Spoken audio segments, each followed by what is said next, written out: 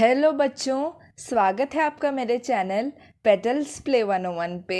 आज हम पढ़ने जा रहे हैं लिंग और वचन। जी हाँ, आपने सही सुना। आज हम फिर से दो विषय एक ही वीडियो में पढ़ने जा रहे हैं और हम इन दोनों विषयों को आज अच्छी तरह समझेंगे।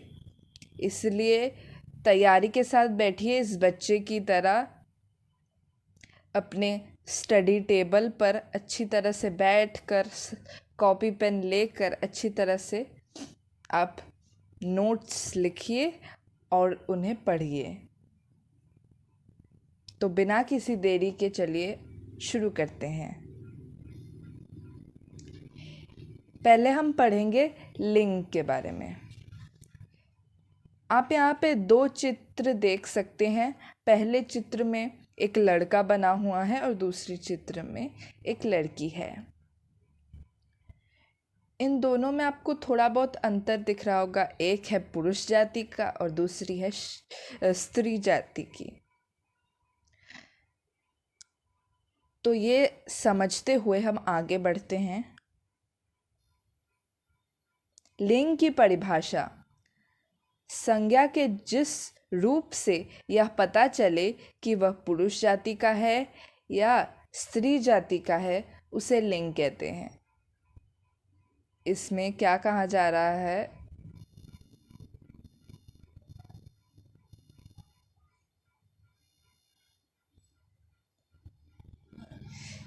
पहली चीज़ जो आपको ध्यान में रखनी है कि पुरुष जाति या स्त्री जाति,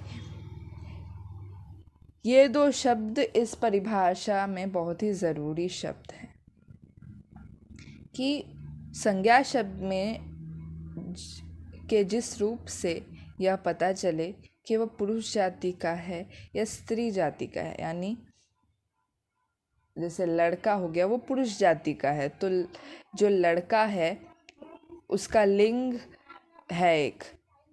अब वो लिंग क्या है वो मैं आगे चल के बताऊंगी। तो इसी संज्ञा शब्द के इसी रूप को जो है हम क्या कहते हैं? लिंग कहते हैं।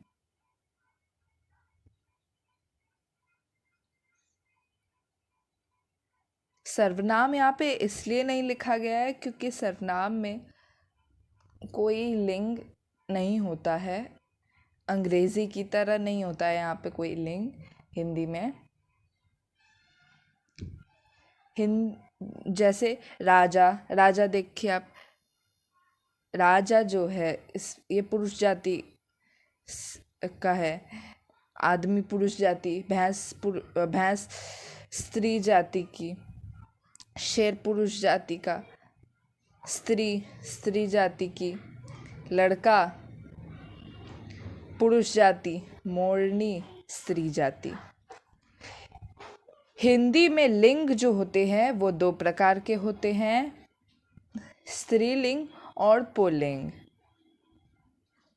ज़रूरी नहीं है कि पुल्लिंग पहले लिखा हो और स्त्रीलिंग दूसरे नंबर पर लिखा हो, तो कोई भी किसी भी नंबर पर लिखा हो सकता है, इसलिए मैंने ऐसे लिखा है। तो यहाँ पे दो प्रकार के लिंग होते हैं। तो दूसरे भाषाओं में कितने प्रकार के लिंग होते हैं? तो संस्कृत भाषा जो होती है, आप सब संस्कृत भी पढ़ते होंगे, अगर नहीं पढ़ते तो मैं बता देती हूँ कि संस्कृत में 3 प्रकार के लिंग होते हैं: पुल्लिंग, स्त्रीलिंग और नपुंसक लिंग। नपुंसक लिंग जो है निर्जीव वस्तुओं के लिए इस्तेमाल किया जाता है। निर्जीव वस्तु जो होते हैं जो ना पुल्लिंग के होते हैं ना स्त्रीलिंग के होते हैं, उन्हें हम नपुंसक लिंग में डालते हैं।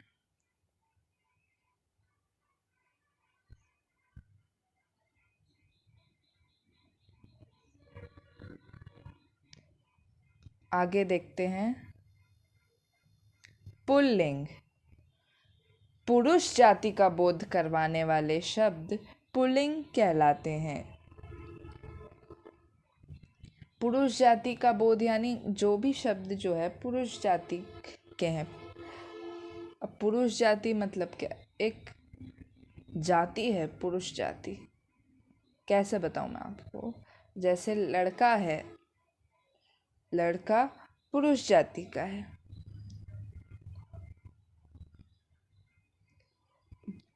तो यहाँ पे उदाहरण क्या हो जाएंगे? बाघ, लड़का, कुत्ता, हाथी, बकरा, पिता, आदमी आदि। स्त्रीलिंग क्या होता है?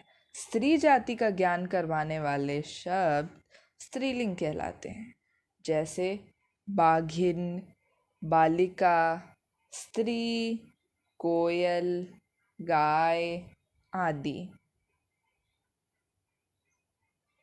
तो स्त्री जाति का बोध जो शब्द करवाते हैं उन्हें स्त्रीलिंग कहते हैं।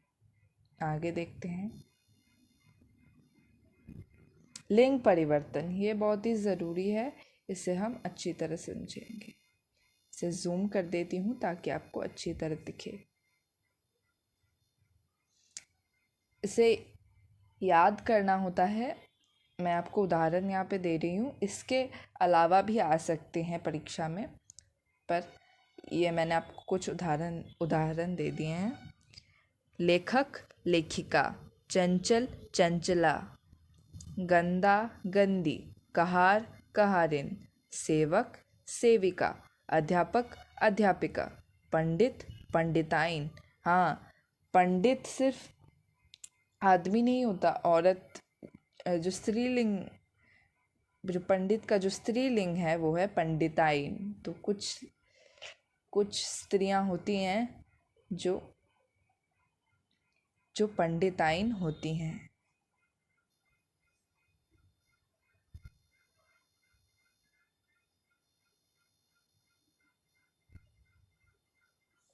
गधा, गधी, जेठ, जेठानी, श्रीमान, श्रीमती, भगवान, भगवती, युवक, युवती, पात्र, पात्रा, छात्र, छात्रा।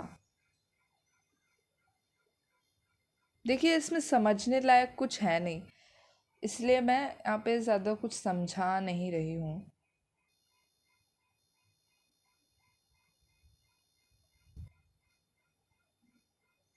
पुल्लिंग, अग्रज स्त्रीलिंग में है अग्रजा, गलत, गलती, जादूगर, जादूगरनी, ठाकुर, ठकुराइन, रूपवान, रूपवती, कवि, कवियत्री। देखिए, यहाँ पे ध्यान रखिएगा, यहाँ पे बहुत लोग गलती करते हैं। यहाँ पे है कवि, तो यहाँ पे व पे अ की मात्रा है, ई की छोटी ई की मात्रा य पे है।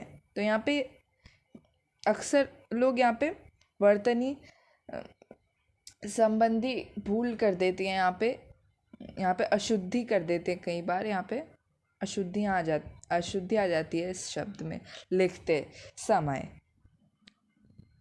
सम्राट, सम्राज्ञी, ज्ञ यहाँ पे है सम्राज्ञी।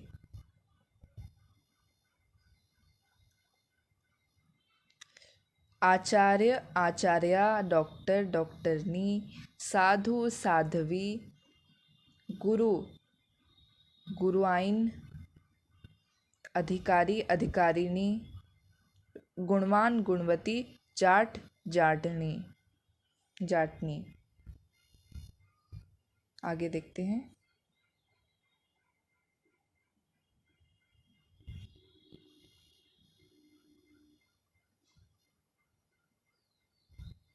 गुणवान, गुणवती, हलवाई, हलवाइन। यहाँ पे ये छोटी है, यहाँ पे ये भी ध्यान रखिए। यहाँ पे आइन जो आ रहा है, यहाँ पे जिन शब्दों में स्त्रीलिंग में आइन आ रहा है वहाँ पे छोटी ई होती है। मजदूर, मजदूरनी, धोबी, धोबिन, नाग, नागिन, पठान, पठानी, भव, भवानी, सुनार, सुनारिन, कहार, कहारिन, चूहा, चूहिया, कुत्ता, कुतिया, हिरन, हिरनी, भाई, भावज।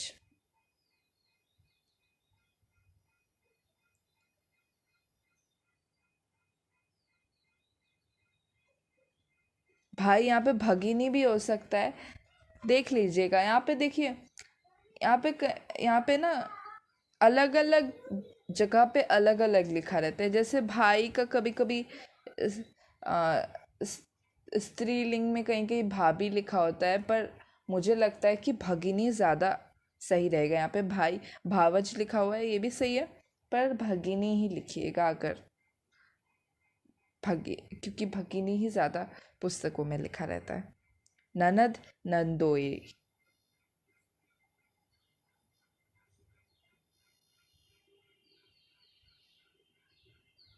अब देखते हैं लिंग पहचानने के नियम, क्योंकि हिंदी भाषा में हर हर वस्तु, चाहे वो सजीव हो या निर्जीव हो, उसका एक लिंग होता है, जिसके कारण हमें लिंग पहचानना आना चाहिए, क्योंकि लिखने में अशुद्धि आ जाती है वरना।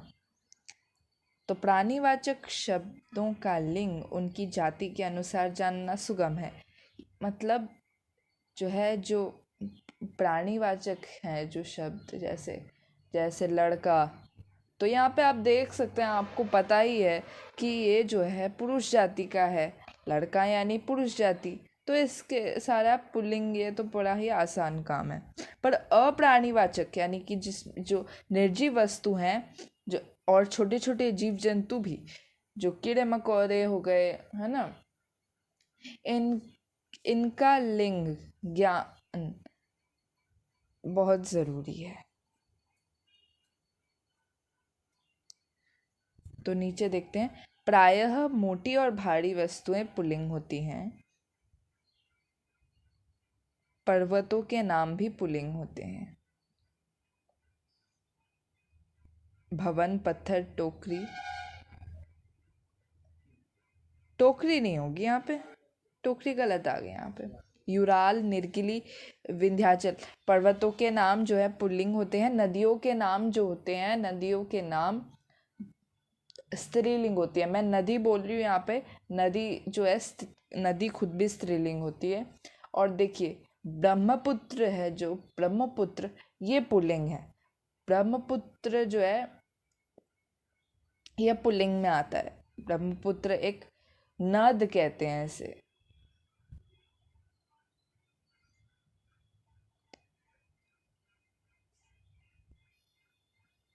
अब हम देखते हैं वचन। यहाँ पे मैं आपसे निवेदन करूंगी कि इन चित्रों को देखिए। पहले चित्र में आप देख सकते हैं एक पक्षी है। दूसरे चित्र में बहुत सारी पक्षियां हैं। इस चित्र में एक बच्चा है। इस चित्र में अनेक बच्चे हैं। तो यहाँ पे आप क्या देख सकते हैं? आपको एक मिनट,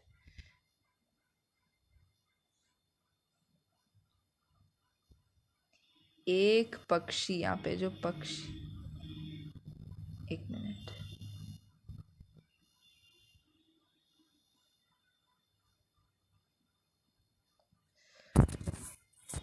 हाँ, पक्षी, पक्षियाँ, यहाँ पे पक्षी, एक पक्षी है यहाँ पे, तो पक्षी ये है एक वचन। और पक्षियाँ यहाँ पे है ये है बहुवचन। यहाँ पे एक से ज़्यादा पक्षियाँ, अनेक पक्षियाँ हैं यहाँ पे। यहाँ पे देखिए, एक बच्चा, एक बच्चा, अनेक बच्चे। यहाँ पे आप देख सकते हैं कि एक बच्चा है यहाँ पे, और यहाँ पे अनेक बच्चे हैं। तो ये बच्चा क्या हो जाएगा? ये एक वचन। और यहाँ पे बच्चे क्या हो जाएगा? यहाँ पे ये हो जाएगा बहुवचन। आगे देखते हैं। इसी बात को समझते हुए हम आगे बढ़ते हैं। वचन क्या होता है? वह शब्द जिसका एक अथवा अनेक होने का बोध हो, उसे वचन कहते हैं। तो शब्दों का वह रूप जिससे पता चले कि वह एक है या अनेक है, उसे हम क्या कहेंगे? वचन कहेंगे। अर्थात वचन संज्ञा पदों का वह लक्षण है यहाँ पे वह लक्षण आ गया, यहाँ पे का होगा, यहाँ पे का वह लक्षण है जो एक या अधिक होने का बोध करवाए। वचन के प्रकार, वचन के दो प्रकार होते हैं। एक वचन में देखिए, शब्द के जिस रूप से एक वस्तु अथवा इकाई का बोध हो उसे एक वचन कहते हैं। बहुवचन, शब्द के जिस रूप से एक से अधिक वस्तुओं का बोध हो उसे बहुवचन कहते हैं। यहाँ पे इकाई क्यों लिखा हुआ है यहाँ पे? क्योंकि कई बार जैसे एक शब्द जो है वो खुद एक वचन का है, तो यह कोई वस्तु नहीं है, यह एक इकाई है। बहु, एक का हो जाएगा फिर बहु, तो बहु यानी बहुत, बहुत सारे। तो बहु जो यहाँ पे है ये भी एक इकाई है, तो यहाँ पे इकाइयों के लिए भी ये लागू होता है। आगे देखते हैं। हाँ, एक वचन से बहुवचन बनाना। हाँ, तो यहाँ पे हम आ चुके हैं, नियम देख लेते हैं। आकारांत, पुल्लिंग शब्दों में आ का ए कर दिया जाता है। यहाँ पे इसका साइज में कर लेती हूँ। हाँ, छाता छाते, भाला भाले, घोड़ा घोड़े, घड़ा घड़े। तो यहाँ पे आ का ए हो रहा है, यहाँ पे देख रहे हैं आप, आ का ए हो रहा है, यहाँ पे सही लिखा गया है। यहाँ पे इकारांत, तो स्त्रीलिंग शब्दों में यहाँ हो जाता है, यहाँ आ के ऊपर चंद्र बिंदु। मधुमक्खी मधुमक्खियाँ, ये भी ध्यान रखिए यहाँ पे जो बड़ी ई है वो छोटी ई हो जाएगी यहाँ पे। तो मधुमक्खी मधुमक्खियाँ। थाली थालियाँ, दासी दासियाँ, कापी कापियाँ। यहाँ पे कॉपी होगा, यहाँ पे एक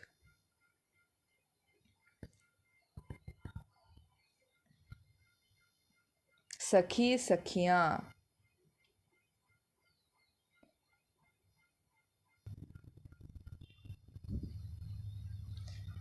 नदी नदियाँ, नारी नारियाँ, लड़की लड़कियाँ। यहाँ पे छोटी ई का ध्यान रखिएगा, बड़ी छोटी ई में भी बदल जाती है यहाँ पे। यहाँ तो लगता ही है, साथ में ये भी होता है।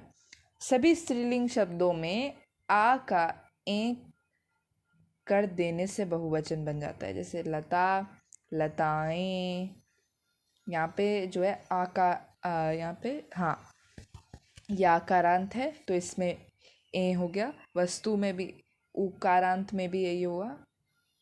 उकारांत अकारांत, इसका मतलब क्या है?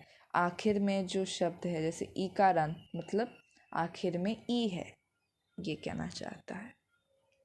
वस्तु वस्तुएं, गाथा गाथाएं, सभा सभाएं, वाला वालाएं, माला मालाएं, सेना सेनाएं, माता माताएं। ये एक नियम हो गया। संबोधन में पुल्लिंग और स्त्रीलिंग शब्दों में प्रायः ओ जोड़कर बहुवचन बनाते हैं। जैसे लेखा रेखा रेखाओं, भालू भालुओं। यहाँ पे ये देखिए भालू भालुओं, तो यहाँ पे छोटी ऊ हो जा रहा है, यहाँ पे छोटी।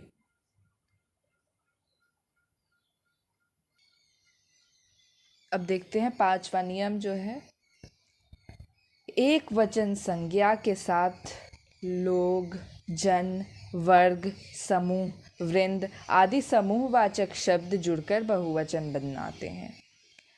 नेता नेतागण, यहाँ पे गण लग गया। श्रोता श्रोतागण, अध्यापक अध्यापकगण। आप जब आप भाषण देते हैं स्कूल में, स्पीच जब आप देते हैं, तब आप बोलते होंगे निर्णायक गण, अध्यापकगण। तो वही यहाँ पे है। छात्र छात्रवृंद, वीर वीर दल, आप आप लोग। ठीक है, छठा नियम देखते हैं। कुछ शब्द ऐसे हैं जो बहुवचन में ही प्रयोग होते हैं, जैसे पुरुष, जाति, दर्शन, बाल, आंसू, ऊंट। और यहाँ पे प्राण भी आएगा, एक शब्द मुझे अभी ध्यान आया, प्राण। प्राण, इसे हम बोलते हैं कि प्राण निकल गए। यहाँ पे प्राण भी बहुवचन में होता है। कुछ शब्दों के रूप एक वचन और बहुवचन दोनों में समान होते हैं, जैसे क्षमा, जल, नेता, दादा, चाचा, मामा, राजा,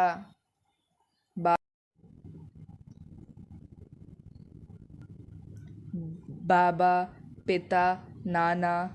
जब संज्ञाओं के साथ ने, को, से आदि परसर्ग लगे हों तो ओम यहाँ पे बिंदी आएगी, ओ लगाकर उनको बहुवचन बनाते हैं। जैसे बच्चे को पढ़ाओ तो बच्चों को पढ़ाओ, घड़े का जल है, घड़ों का जल है।